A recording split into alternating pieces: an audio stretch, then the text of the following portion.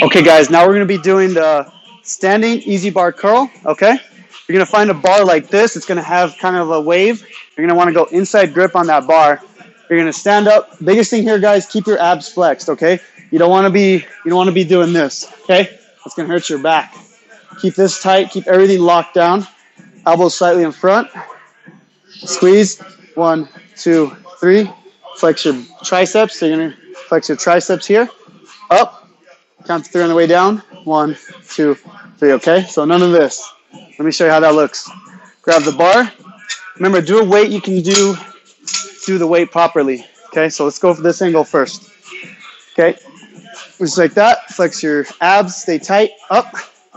Squeeze. Count to 3 on the way down. 1, 2, 3. Flex those triceps. Up. Squeeze. 1, 2, 3. Okay? Up. 1, 2, 3. Let's go this angle here. Up. Squeeze. 1, 2, 3. Okay? That's the standing easy bar curl.